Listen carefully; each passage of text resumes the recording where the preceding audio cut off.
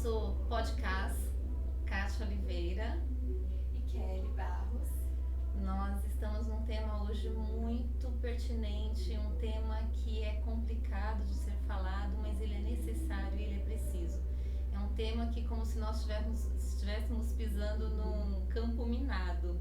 Tem hora que vai explodir, tem hora que não, mas o nosso tema ele é pertinente à nossa formação e à nossa função, e à nossa razão e função social, e à nossa defesa, a educação inclusiva. Eu sou a professora Kátia Oliveira, sou psicopedagoga clínica institucional, sou pedagoga, exerço na educação há mais de 30 anos, 20 anos como psicopedagogia, e nós entendemos e nós percebemos essa necessidade deste chamamento para a educação inclusiva. Uma educação que inclui, não uma educação que exclui. Uma educação que agrega com as famílias, que agrega com os docentes, com os discentes, e é a nossa realidade. Então, a educação inclusiva que está pedindo socorro.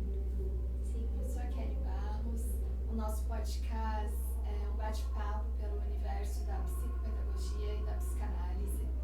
Eu sou também pedagoga, já lecionei desde a educação infantil, ensino fundamental 1, ensino fundamental 2, ensino médio, e hoje estou atuando como psicopedagoga institucional e clínica e como psicanalista. E este tema, né, Kátia, é um tema extremamente importante, porque nós que estamos ali na prática, nós vemos que, infelizmente, a educação inclusiva, ela fica muitas vezes ali na teoria, na prática, ainda muito complexo, e nós temos aqui em mente um projeto e esperamos ter o apoio de vocês, das famílias, dos profissionais que atuam juntamente conosco. Pretendemos chamar para entrevistas posteriores. Com certeza. Né? E queremos conversar um pouquinho com vocês a respeito disso. Todo esse tempo na educação docente, em todos os momentos lidando com a inclusão, tanto dentro da educação como no meio de trabalho. Já trabalhei em RH, colocando PCDs para trabalhar, então eu sabia o que é o aluno na sua formação e depois dela. Então nós vamos formar cidadãos que eles sejam participativos na sociedade e que eles tenham a inclusão garantida. E as famílias pedem socorro e essa educação também. A educação inclusiva, ela se dá quando a educação ela é permeada no coletivo.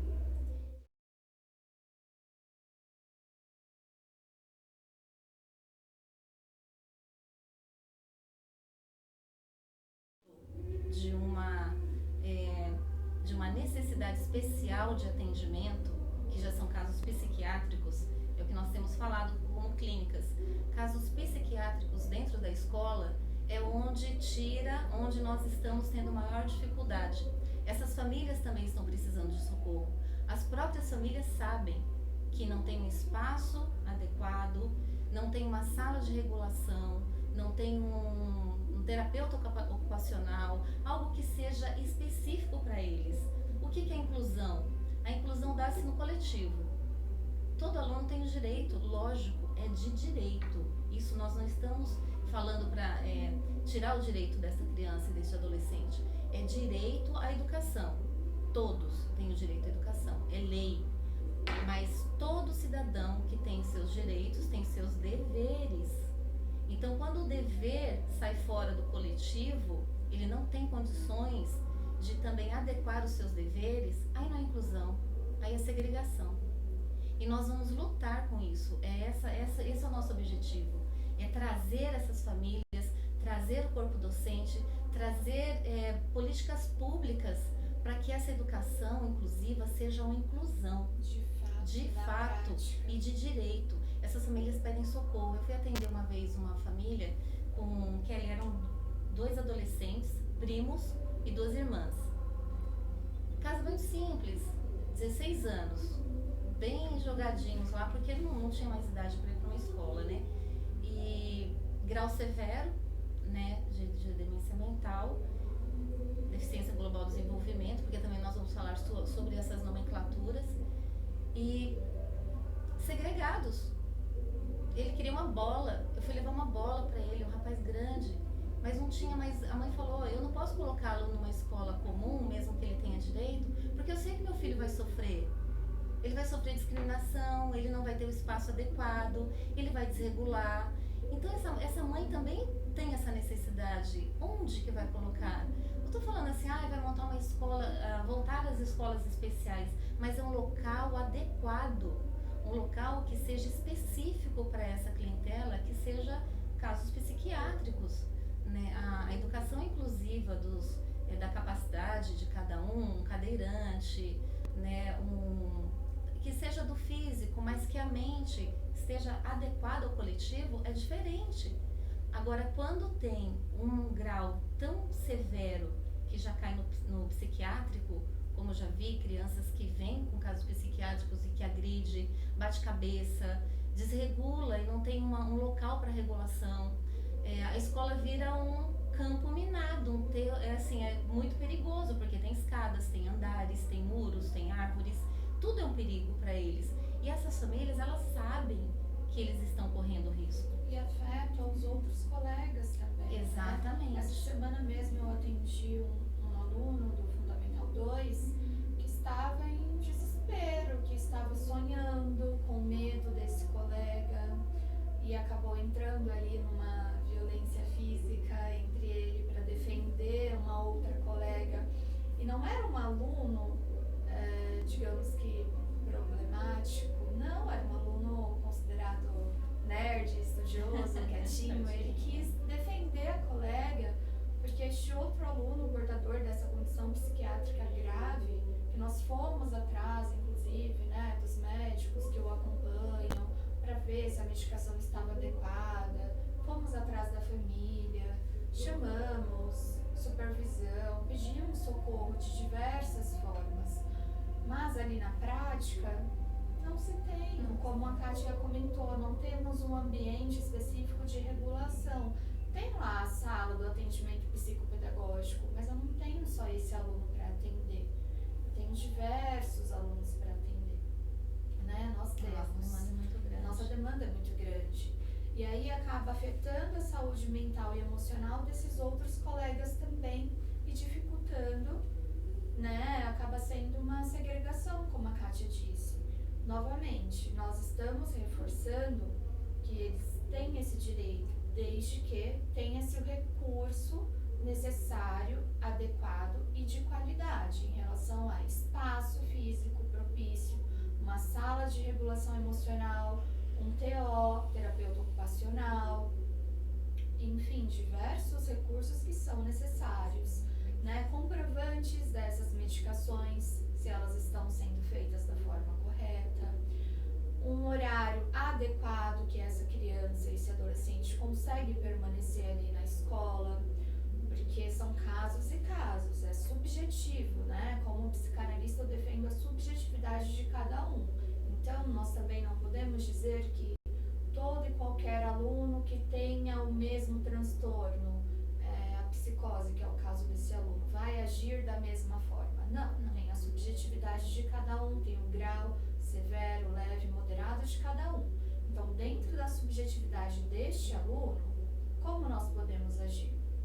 Do que nós precisamos para que isso ocorra de forma qualitativa, tanto para esse aluno, quanto para as famílias, quanto para os profissionais que estão ali e os colegas que estão convivendo também, né? Então, a nossa intenção, por mais complexo que seja, é que a gente consiga iniciar um projeto macro, né, que abranja tudo isso e que traga uma qualidade maior de vida para esses alunos, essas famílias e esses profissionais que estão ali, né, diante dessa situação. Essa é a nossa intenção. Nossa intenção é alcançarmos e trazer conosco todas essas necessidades com você, que você possa nos apoiar, para que isso seja, que possamos ser a porta-voz. Nós vamos alcançar muita coisa para as famílias, para os professores que acabam ficando sobrecarregados, para os alunos que também precisam dessa condição, dessa qualidade. É onde trabalhamos com a equidade educacional. Essa equidade educacional é onde nós colocamos a cada um dentro da sua especificidade no seu tempo e no seu espaço para aprendizagem. Isso vai dar qualidade de vida para essas crianças, para essas famílias, para os professores, para a qualidade da escola, do corpo escolar, porque nós somos a ponte da educação com a saúde, a psicopedagoga. E nessa ponte nós somos clínicas institucionais. Então nessa ponte nós fazemos essa adequação. E essa adequação ela é necessária. Quantos casos graves podem ter em cada escola? Umas 5, 6 gravíssimos que sai fora do coletivo, tem o seu direito, mas não consegue ter o seu dever para cumprir. A criança, o adolescente tem seus direitos? Claro que tem, isso é óbvio, está lá no ECA, está no Estatuto da Criança e do Adolescente. Mas todos nós, todos os cidadãos, e a escola, ela permeia a formação de um futuro cidadão, que ele vai ser atuante na sociedade, que ele vai ser um futuro profissional, e ele tem que ter garantido que ele vai aprender os seus direitos, mas também tem os seus deveres.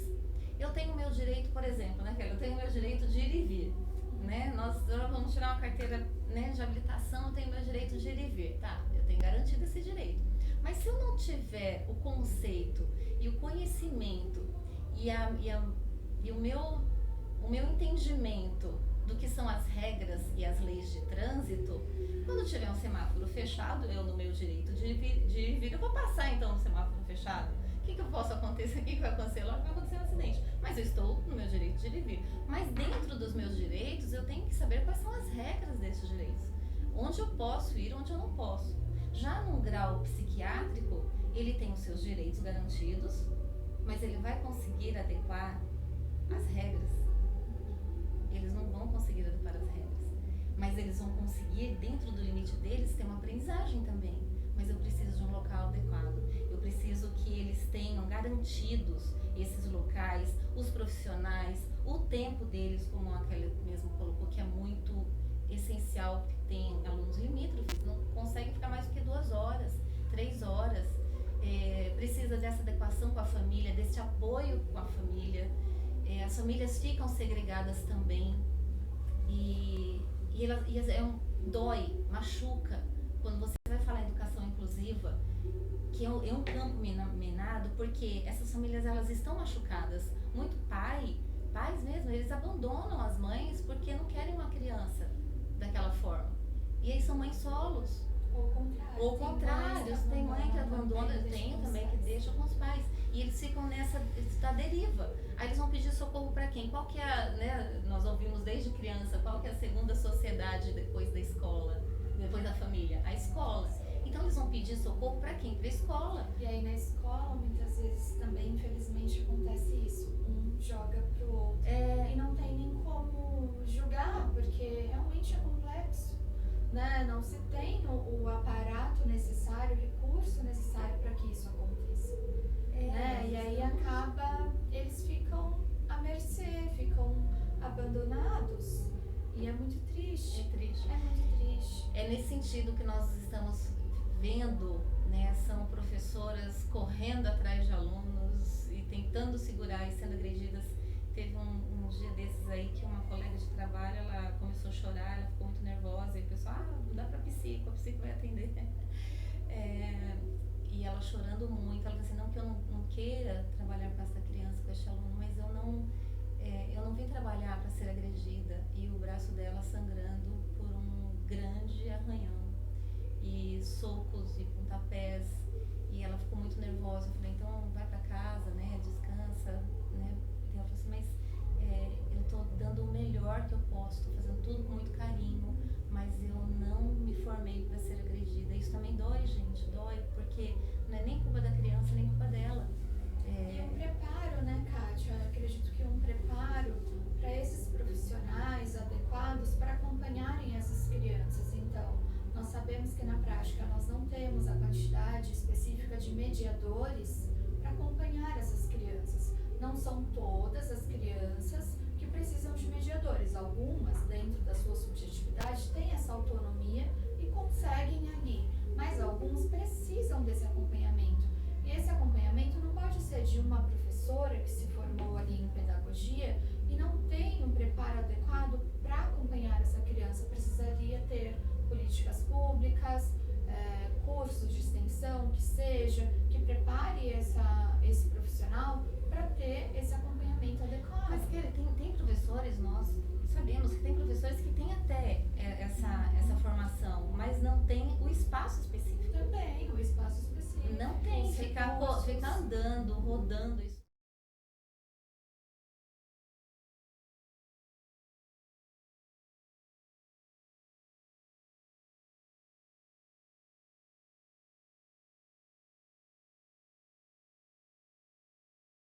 Porque aí cai, né? Elite tem.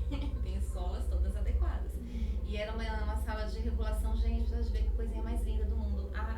As paredes, e eu estava fazendo estágio ainda, né? Eu falei assim, nossa, que sala bonitinha, as paredes todas almofadadas, Sensoriais, o chão né? todas almofadadinhas, não tinham fechadura, as janelas no alto, bem no alto.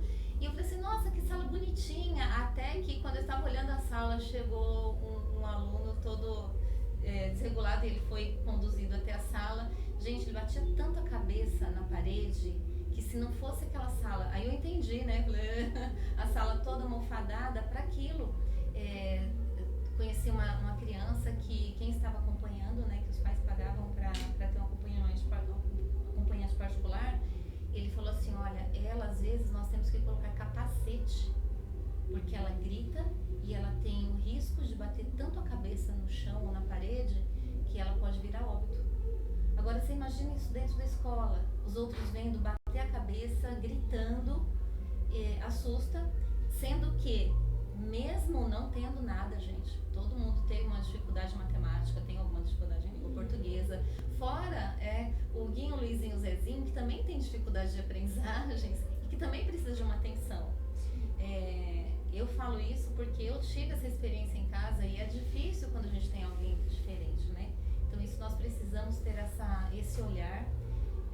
Esse é o nosso chamado, né, para o podcast, para que você, junto conosco, professores, pais, essas famílias, nós estamos fazendo esse chamado porque nós queremos chegar muito longe com isso, mas com o apoio de vocês.